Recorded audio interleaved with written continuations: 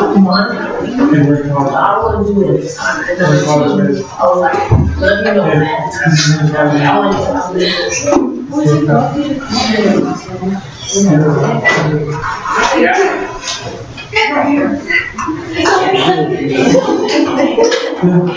I've been doing that.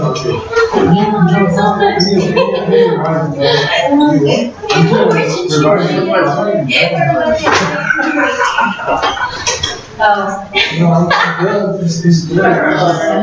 No. It sounds good. It sounds like I just spoke it into existence without like. It's one of the things that's not too bad. It's not too bad because I have too much. Have one that's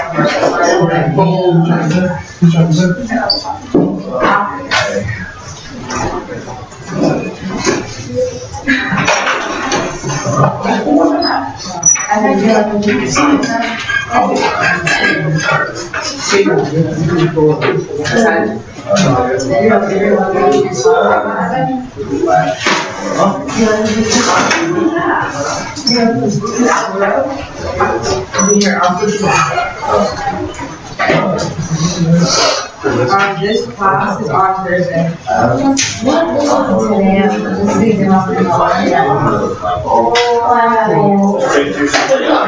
Well, not worried.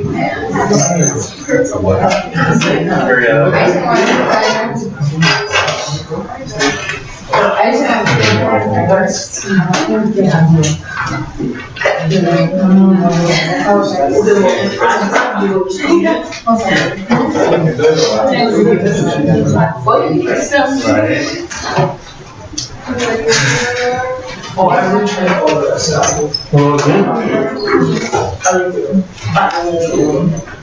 Welcome. Let's pray and we'll be underway.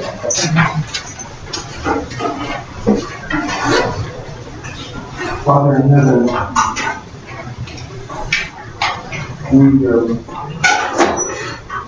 we can't be sure of all of the right answers because we're not even sure which questions are the right questions.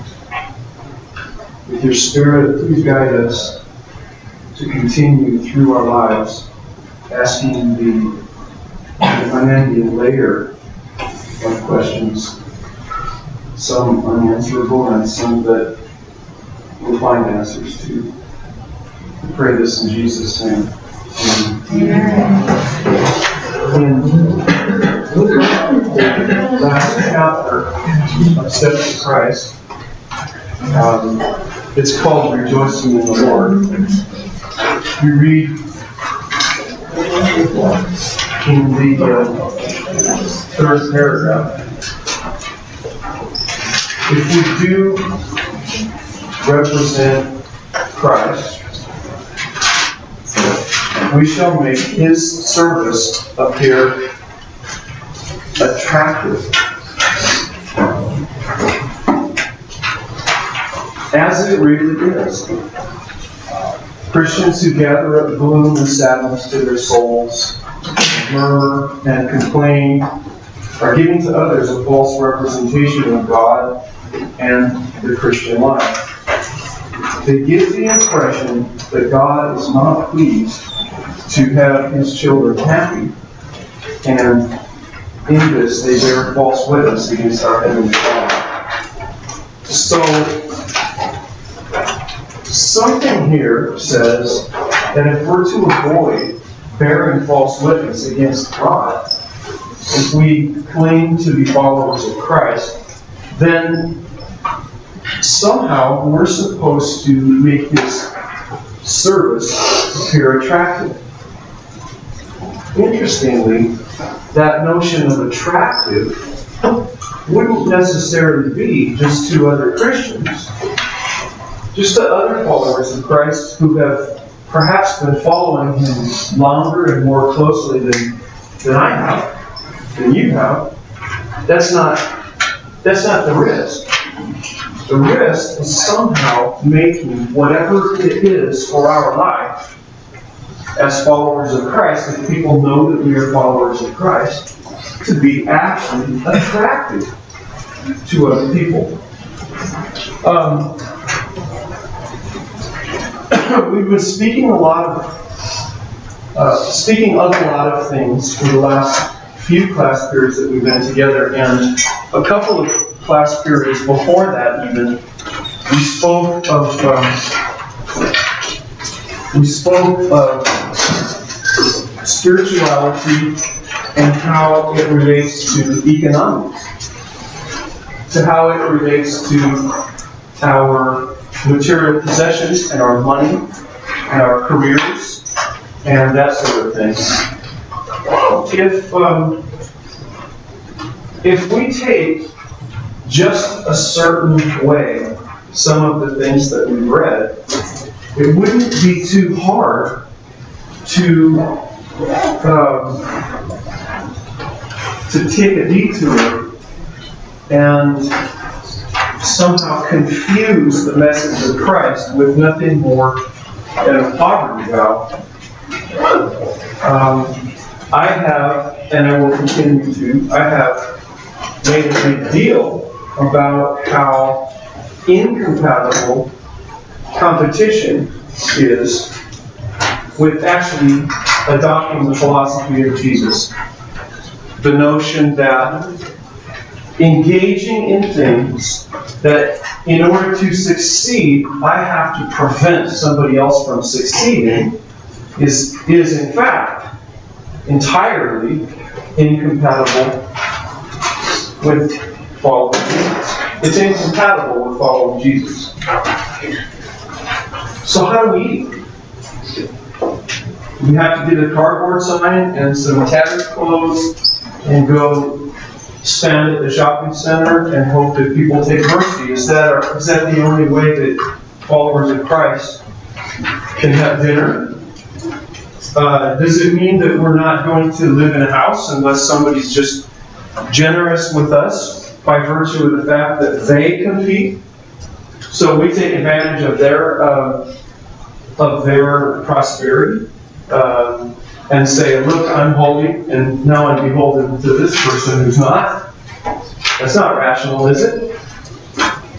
If we put on tattered clothes and sit out in the cold and have near frostbite on our ears and fingertips all the time, and say, would you help me out? And people see us once in a while dumpster diving so that we can have something to eat because we didn't succeed in our panhandling that day. Is that really compatible with making the religion of Jesus attractive? That's not attractive, is it? I don't think anybody would be attracted to that whatsoever. Daniel Kahneman, and he's a psychologist, and Angus Deaton, an economist, published in 2010 the results of a study that looked at tens of thousands of people's responses to a questionnaire survey that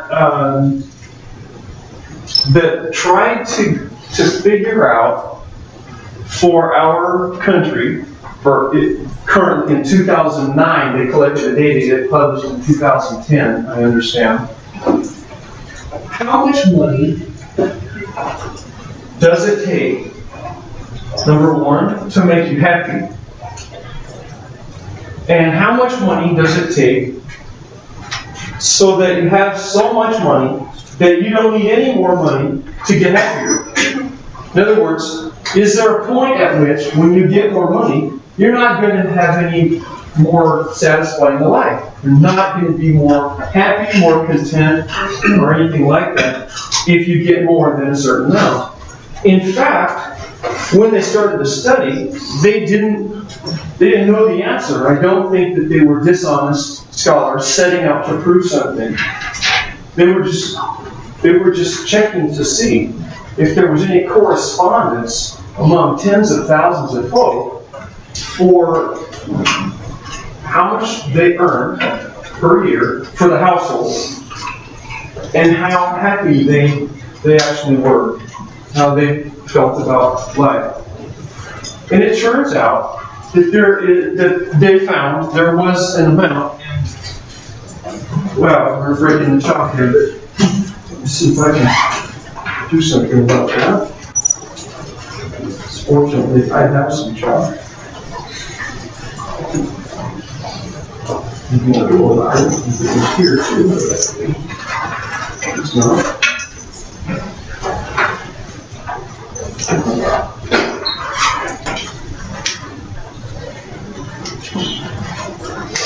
Is the tiny piece in the ground visible? Is there? Over there. Well, we can use that until we run out, and then I'll look for more. Okay. You found that there's a point at which, if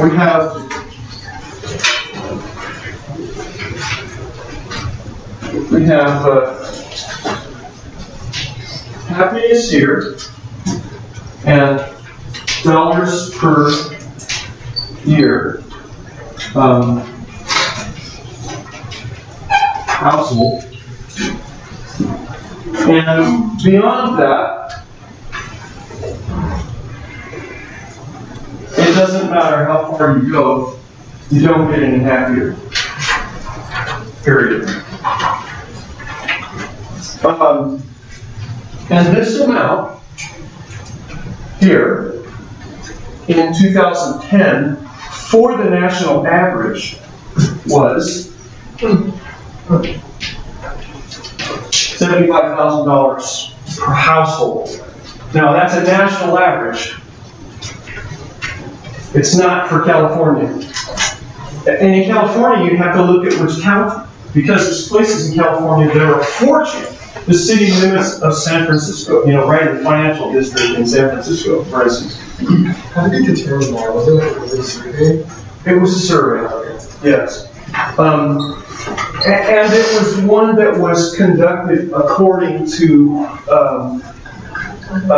reasonable scholastic standards. It wasn't like in the back of Ladies' Home Journal. It wasn't that kind of thing. It was conducted by two scientists, according to scientific standards. And yes. What's the y-axis? I'm sorry? What's on the y-axis? The y-axis is happiness, level of happiness. It's possible to tease out, literally for weeks, the details of the study, but in their interpretation, and in probably what ours would be if we teased it out, that's kind of the cut to the chase. That's the bottom line. I am. Man, where am I today? Somewhere else. And still had a question back here, too. Excellent. Has everybody got the attention? Oh, look at that. Outstanding. And everybody's here? Almost, huh? No, they're not everything. Okay. Now, inflation right now is low in terms of what I'm used to over my 54 years. I've seen inflation in the United States much higher than it has been since 2009 when this data was collected. But it still exists. And so this would not be true today. We would have to raise this. I say we'd have to raise it at least to 80, maybe to 82 or 3. In California, in 2009, just that data, the California average was $94,500. Okay? So that's considered more. Now that's not per person, that's for the household. Now there's some confounding variables, like how big is a household? Because a household could be a single person. Now that might offset because there's varying happiness. There's entire surveys to determine whether and what kind of person is happy when they're single or they're part of a different household configuration. That depends on who you are. In essence, though, what we're saying is that when you're down here, whatever arguments there are for where we ought to set this, that's not the point. This could be set, by the time you graduate, it could be set at 120 where you live, for instance.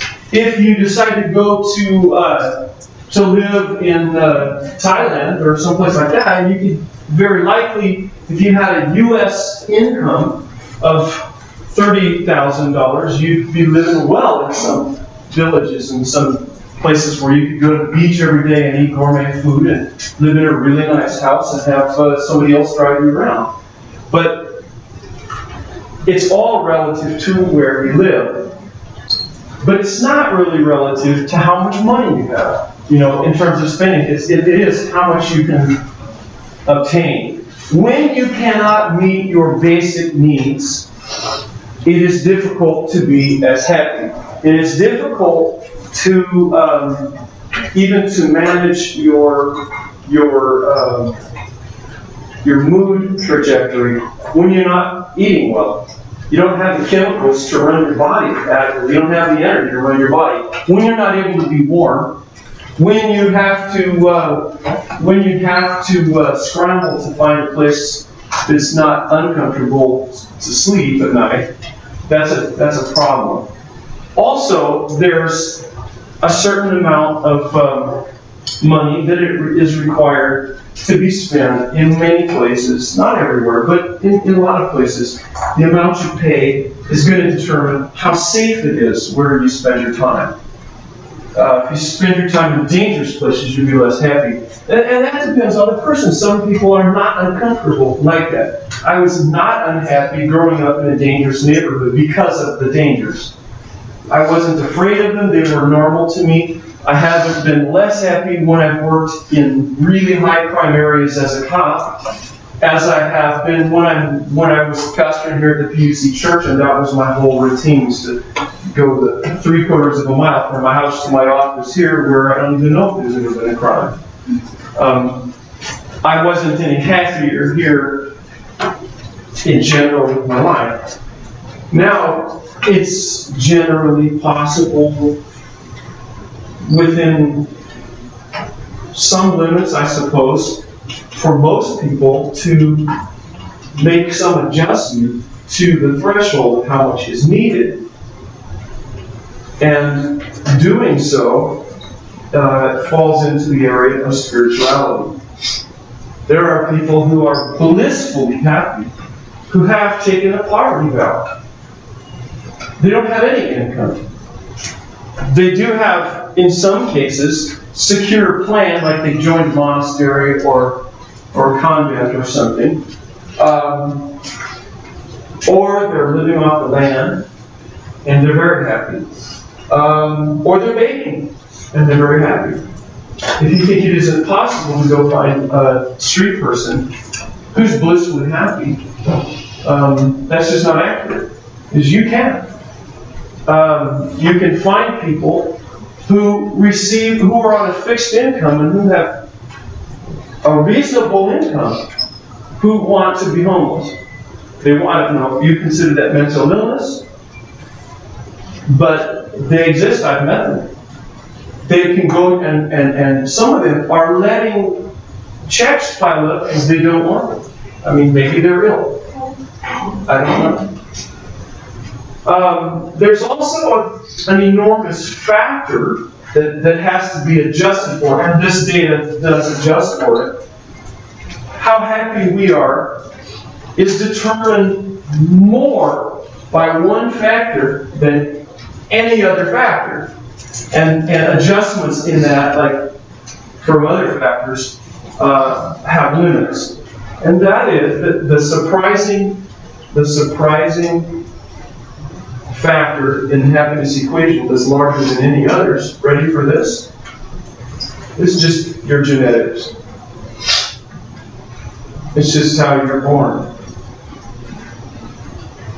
You have choices you can make that'll botch it up. Real easy. You can go commit a felony so that you end up in prison, and probably be a lot happier outside than inside. You could make wise choices and learn to be affirming of other people and have satisfying relationships, and learn to be content with what you have. Like Paul says, I've learned to be content with, in all circumstances. And that would make you happier.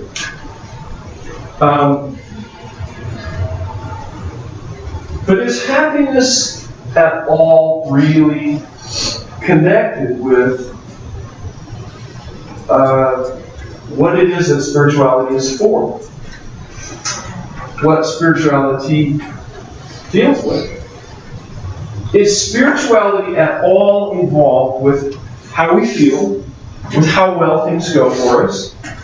Is that a part of it? Is it relevant, or is that irrelevant? I feel like sometimes it can be relevant in some cases, especially like things like death. I know that sometimes spirituality, our emotions will take over sometimes over our spirituality. Yes, like when we lose somebody we care for, or we find out we're dying. Yeah, I know that's like a main thing. Yeah, I personally experienced, so. It seems like it's challenging spiritually. Maybe I'm wrong about this, and it's just a gut reaction. I don't know if there's any research that I've seen. Spirituality can be enhanced by finding out that I'm going to die, but it can be challenged when I lose people important to me. I don't know. It doesn't go that way for everyone, but it feels like I've seen that a lot. I feel like because spirituality isn't a physical thing or really something that we can reason out, the only way we can make sure that it's there is how we feel. Okay, so what else do we have as a gauge on our dashboard of our consciousness for how the spirituality is going? If you go to a retreat to enhance spirituality and you come away from there feeling horrible, just devastated, or you go away from there feeling exactly the same as you got there. Now, what about, though, if you don't feel particularly different, but you say, sort of cognitively, objectively, that was valuable. And I think I'm probably equipped to be kinder now. I'm feeling happier or sadder or warmer. Related response. Delayed response. Then maybe the emotions would follow. If a person was lobotomized, could they have a spiritual life after that, or would it be over? If a person had flat emotions, because people's emotional amplitudes vary from person to person, down to very flat emotion in people that are, some people on the autism spectrum don't really experience what we think of as many of the same feelings. It's missing, but still have preferences and make choices. But they don't have, it's not comparable. Can they have a spiritual life? Can a STEM student have a spiritual life just as much as a humanities student? If you're a mathematics person that's not also a music person, you're just all numbers, like you're like Paul Ehrlich, who's just numbers, and they take him to a symphony that's beautiful, and they take away his notebook and say, you are going to sit here and listen to this music, Paul. And he takes the program and starts doing math on the program with a pencil he'd hidden in his pocket, a little nib of a pencil. And that was all he had for happiness, was math. Other stuff didn't make him happy. Could, as the math community referred to him and the physics community, could Uncle Paul have a spiritual life? And could it improve? Let's look at a few passages. Because how do we navigate this money thing? People want our money. They're telling us we should earn it or we're going to be starving. And no one's going to want a relationship with us that is very intimate without having money. Does it come down to what spirituality is to that individual? Because, for example, someone that has money or no money, someone that's just all about math or not. Like, depending on what they've gone through in their life, or like what awakens brings them to expression, is going to be different for everyone. Yes, yes. So, like, for example, like, you could be someone, you could be a billionaire, you know, and have been raised, like you said, raised correctly, you know, like, taught great morals and stuff, and give a lot of money away. Right. If Jesus said it's harder for the rich man to enter the kingdom than it is for a camel to go through the eye of the needle. And if a person was just born to parents who were incredibly wealthy, can they have do they have a different set point on here, first of all? And can they simply live what feels normal to them and then explore the whole range of spirituality? And I argue that you can. There's an interesting movie. Some of you might have seen it. I've shown it in a couple of classes that I've taught. I've never shown it in this class because it's not entirely relevant to Christian spirituality. But it's called Monk with a Camera. It's about a very wealthy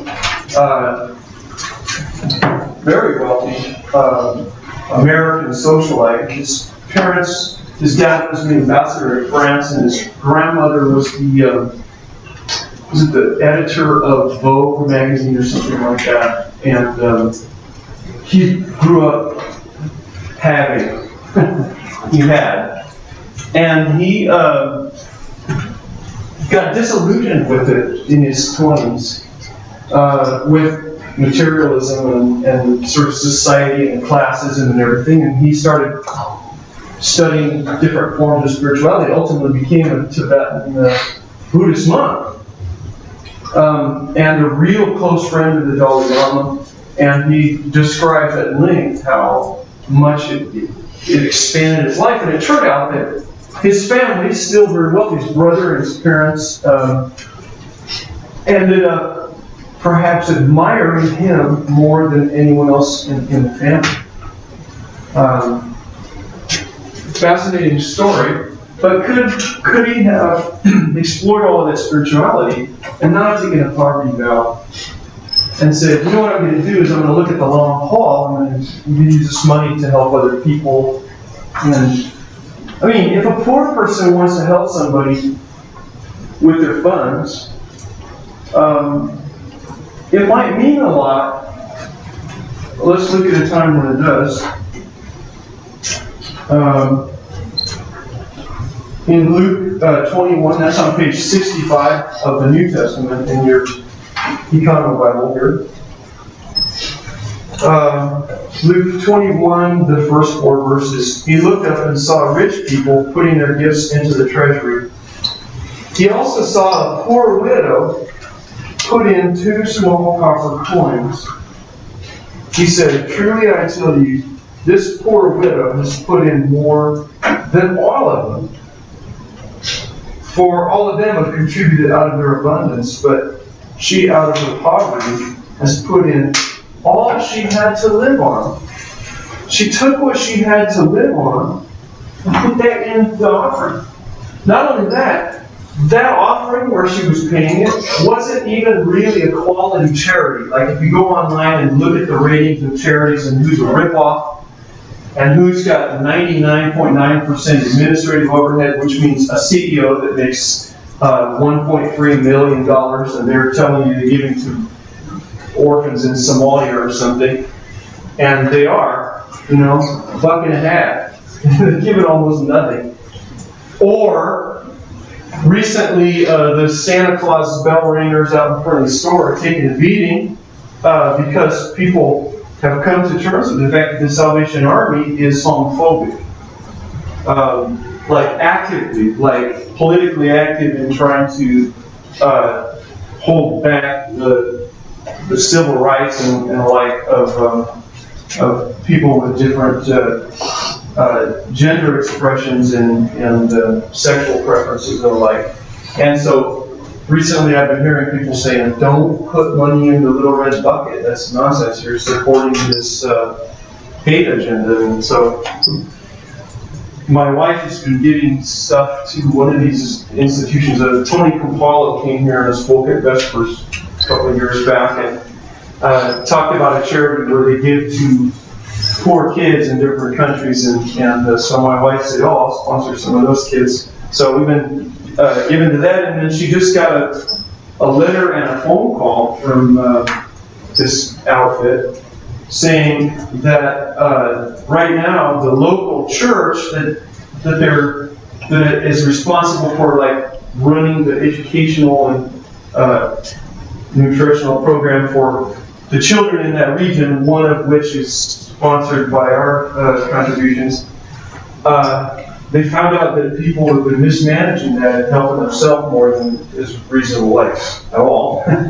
And so hold on, we're holding that in escrow until we straighten it out. And so we're going, if they're contacting us telling us that, I'll bet you the reason is they're doing that before we find out in the press that they're getting downgraded as a charity because they got caught doing something and now want to have. Well, the widow here that gave her offering was putting it into a relatively regularly corrupt religious entity that used the money to make it so that religious officials had a better life than many of the people contributing. So, and they were, they used that money to abuse people, and they were like religious bigots and the whole 9 yards. And she was putting it all in there, and Jesus commended her because he said that she gave what she would have needed to have her expenses met for whatever period of time. She gave that sacrificially, whereas a lot of the people were putting money into the offering box that was surplus. It was just okay, and I want to give a little of this, and then, but I still have a palace to live in. And recall what Jesus said in Mark 10 to the very rich guy. He said, you want to go all the way and take it to the next level, like you raised it. Jesus didn't raise the issue. Jesus wasn't after him saying, would you like to go all the way and start doing magic and I'll give you a Harry Potter wand and all that. It wasn't like that. It was, the guy came to Jesus and said, what do I have to do so I can amp it up a notch? And Jesus said, you could give away everything you have to the poor. Now that would have been equivalent for a rich dude to what this woman did in the church.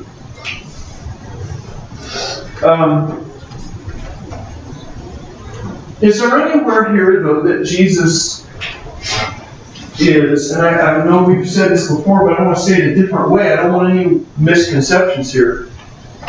What we're talking about when we talk about that rich guy taking it to another level, or that woman who was willing to take when she had dirt nothing and give it all, her 2 little cents, give it all.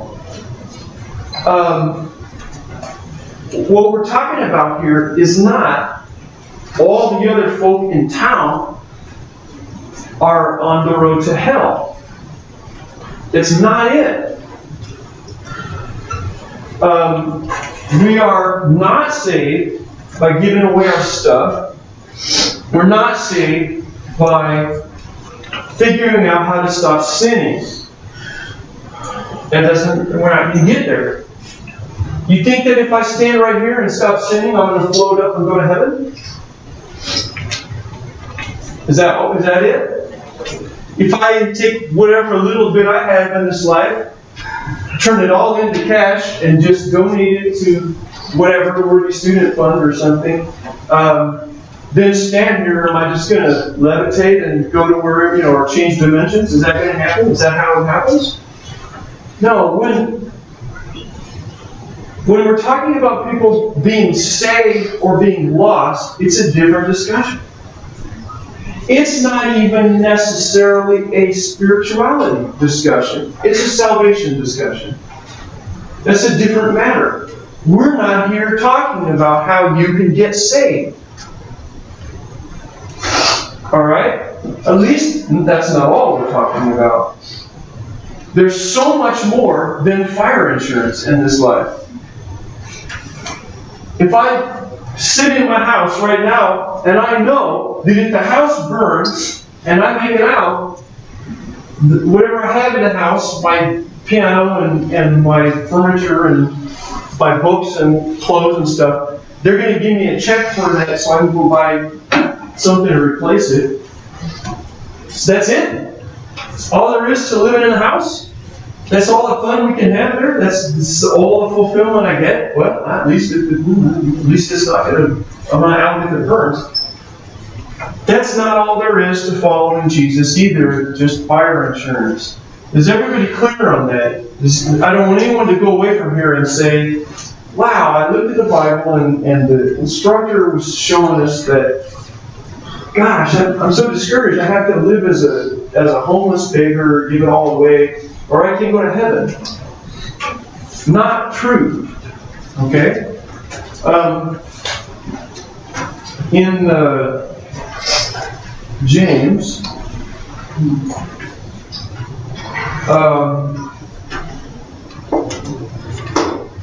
James 5, come now, you rich people, weep and wail for the miseries that are coming to you.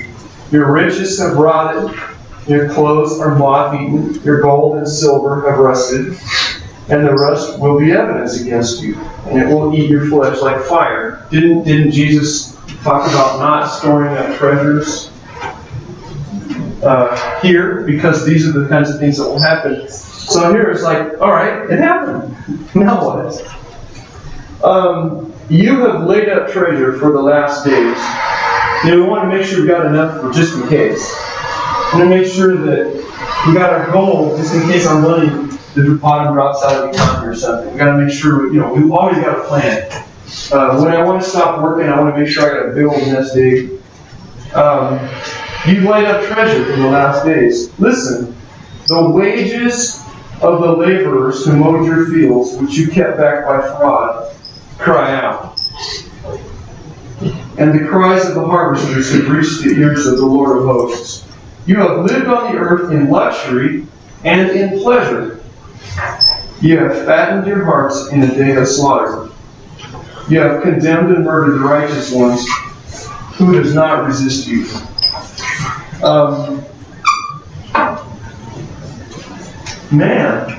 Another place in James, earlier in the first chapter, it talks about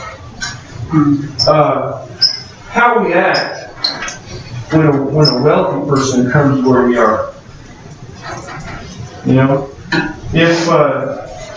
If Ted Turner came to campus, Ted Turner is the single largest, he owns the single largest individual personally held amount of real estate of any individual in the United States. He's the person who made his fortune from CNN.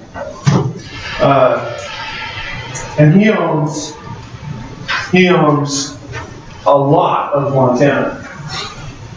And he owns almost a fourth of all of the American buffalo alive today. He owns them on his land. And he's not a cattleman, he's a buffalo man. It's ridiculous how wealthy he is. He's got almost 50 miles of border of his ranches that border the national parks and forests. Can you imagine having your property line just on one axis, just bordering one neighbor, would be almost 50 miles long. So if he came here, he was coming here, and different campus officials know he's coming here, would there be any behavior toward Ted Turner that would vary from some half-crazy, pot-smoking, homeless person who tries to stay in the bushes? Would we treat him? Would anybody here on campus treat that man, Ted Turner, differently than the second man? So, if that's true, it's evil. It's wrong. It's wrong to be. And it's against the teachings of Christ. Do I have to be poor? Do I have to intentionally choose some sort of career that pays me poorly in order to make progress spiritually, though? I don't. Do you? Do you? Or is it a matter of how you deal with whatever resources you have? What would it look like? What would it look like to be wealthy by whatever standard you want to imagine that, whatever that means to you? That's debatable anyway, what it means to be wealthy instead of just rich, or rich instead of middle class, or middle class instead of impoverished. What would it mean? How would you do if you were wealthy and you were following Jesus with all of your resources? What would it be? That you'd be following the rules while you accumulated? Would it be okay to try to have twice as much, within 5 years or 10 years? Would that be incompatible, or would it be compatible? What do you think? Yes, sir. I would say it kind of depends on the mindset of why you're trying to grow your wealth. Okay. So if you're doing it out of compassion and generosity, okay. It's probably a good thing. Because I feel like the wealthier you are in today's society, the more you're able to help people. It might not be meaningful. If you systematically hurt people in order to become wealthy so that someday you could help people, do you think that is legitimate? Well, yeah. No? I don't think you have to be. Are there some strategies?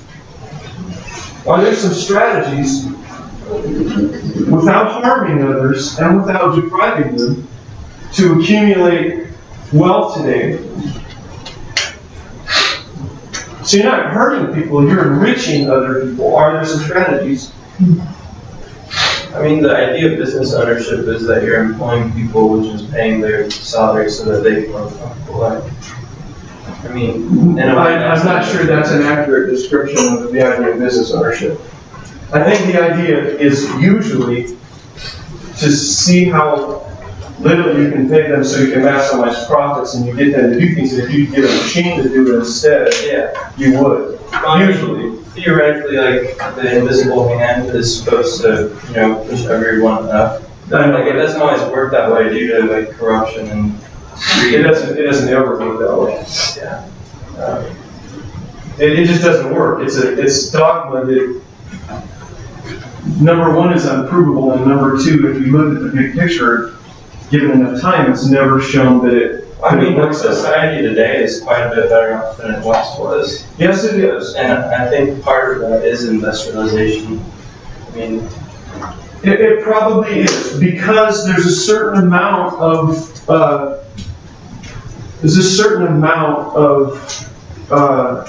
synergy and cooperation that occurs by being in community. Yeah. Definitely. Yeah. I think it's true that if you take what we consider poor today, as a result of the kind of society we have, we take what today we would consider poor. Someone who lives in project housing, government-assisted housing, and they don't have a bank account. They get some food stamps, or they're just, can't quite qualify for it, or whatever. I think that some of what they have would be something that kings centuries ago would have killed for. There's people living like that who barely have a job at Walmart, but they're wearing $150 shoes with LEDs in them and have an iPhone. I've seen them. There's other things, though, but those other things might not have existed hundreds of years ago, like medical care. And people can have access today to the kind of medical care they had, 500 years ago without paying for it. Because anyone who's just been to high school knows to tell you to do more than physicians knew 500 years ago. You just ask your neighbor, who's just not stupid, right? And they'll help you without any supply. You still have better medical care just by not having the medical care that they had back then. So some things are better. People can make a phone call anywhere in the world for almost nothing. For a very minimal amount. And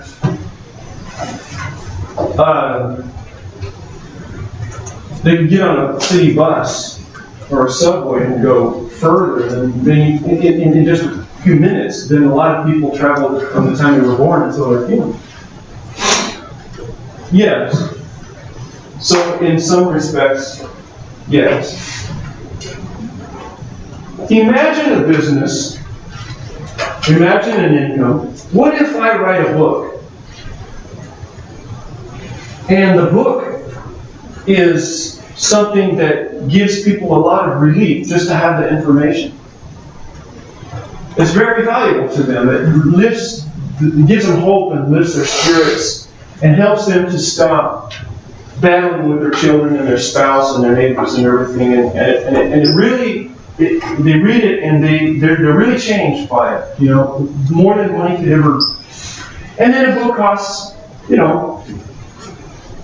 less than $30. So that it's going to take, it's a big fat sucker that takes, 3 months of nightstanding it before it, you really get through it. And you say it's $23.95, and Amazon sometimes will sell for $22.95 or something.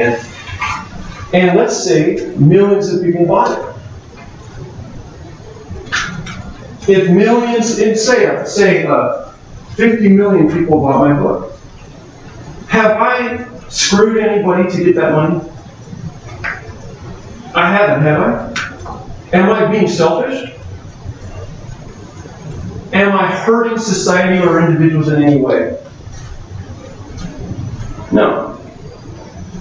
Am I then wealthy, though?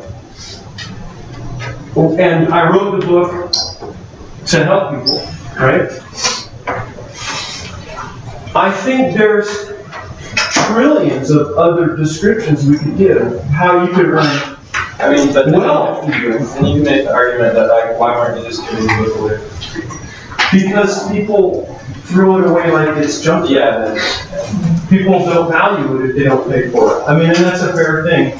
All I'm doing is just giving one example, but I believe that there are a trillion examples for each person here of how you could truly be enhancing everybody, not selfish at all, and even be wealthy without compromising your spirituality one bit. Does that sound like I'm crazy, or is it possible? But it might require that you require it. You don't just take a path that someone else tries to put you on that's inherently selfish, greedy, and competitive. Whatever that means for you.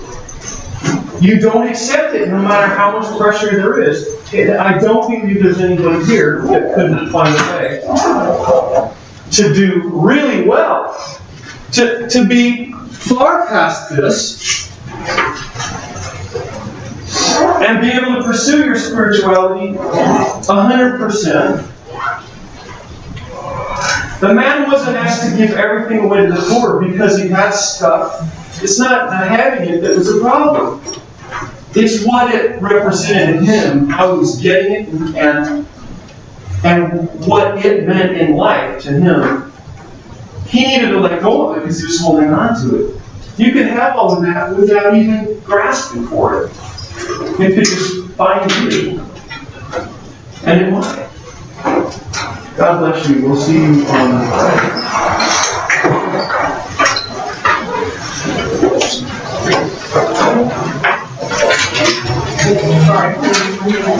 I'm better. I was, yeah, because I sang last night.